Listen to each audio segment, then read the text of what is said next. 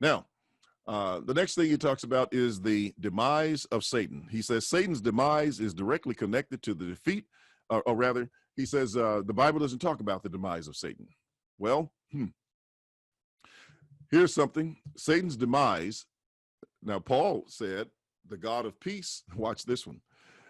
The God of peace shall crush Satan under your feet shortly.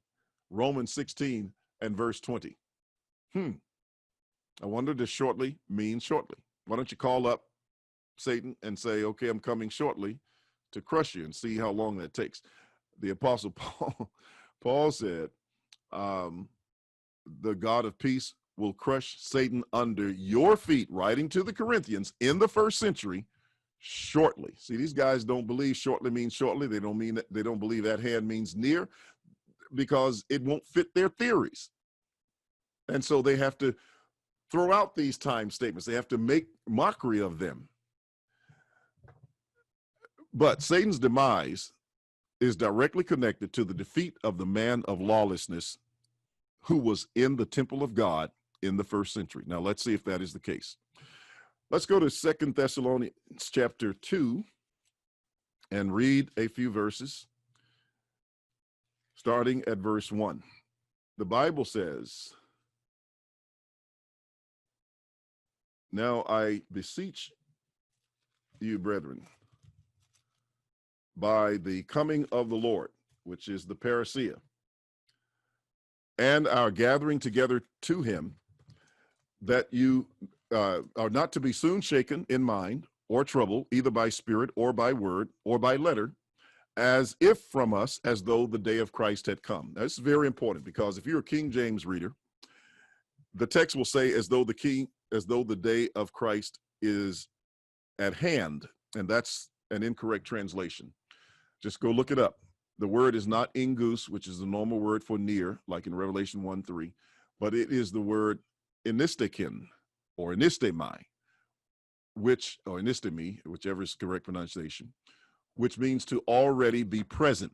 And every time it's used in the New Testament, it's used as a contrast between things to come and things present. It's used about 8 times in the New Testament.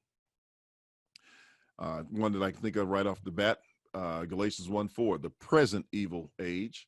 Another one is Romans 8, I think, verse 38, that when he says, neither things present nor things to come. So it's a contrast between what already is. Now, here's the deal. The Thessalonians, in as early as 51 AD, believed that the coming of the Lord had already occurred. Now, that has to tell you a lot if you are thinking. It has to tell you they didn't have a concept of a literal Jesus coming out of the sky on a literal cloud.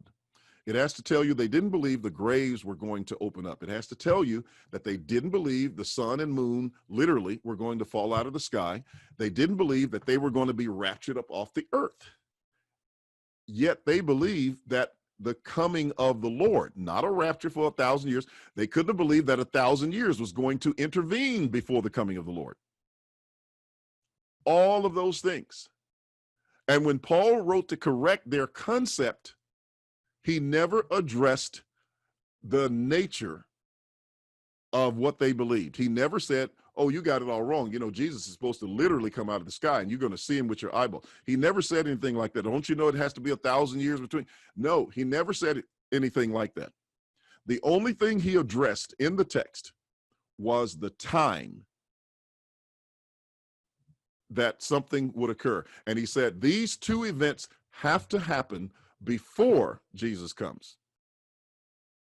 Just two things. He says the falling away first, the great apostasy, and that the man of sin had to be revealed. Now, let's talk about this a moment. Let no one deceive you by any means, for that day will not come unless the falling away comes first and the man of sin is revealed, the son of perdition. Notice, who opposes and exalts himself above all that is called God or that is worshiped, so that he sits as God. Now watch where he sits, in the temple of God, showing himself that he is God. Where was he sitting? In the temple. What temple? The temple that was in Jerusalem at that time. Now that's where he was. in the temple. And he says, do you not remember that when I was still with you, I told you these things, and now you know what is restraining?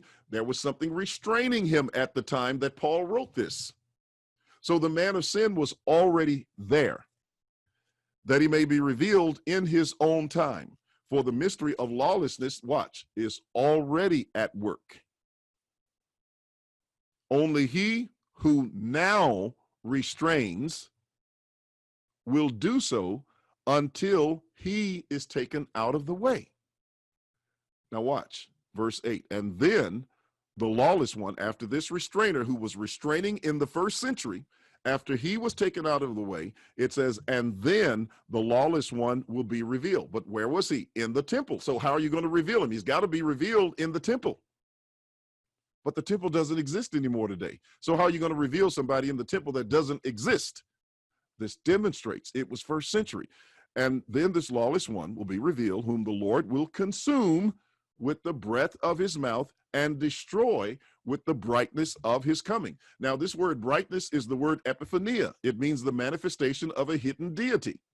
And the word coming is the word parousia. So with the epiphania of his parousia, with the manifestation of this divine being, in other words, that is Christ. The coming of the lawless one is according to the working of Satan with all power, signs, and lying wonders. And so the destruction of the man of sin is directly connected with the defeat of Satan. He's destroyed in terms of the man of sin, and therefore that was all a first century phenomenon. They don't have a temple in which to fulfill their eschatological construct. It's not there. They're excited because, you know, they're talking about moving the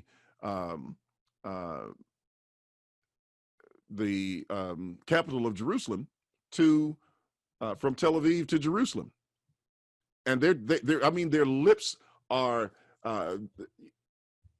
salivating.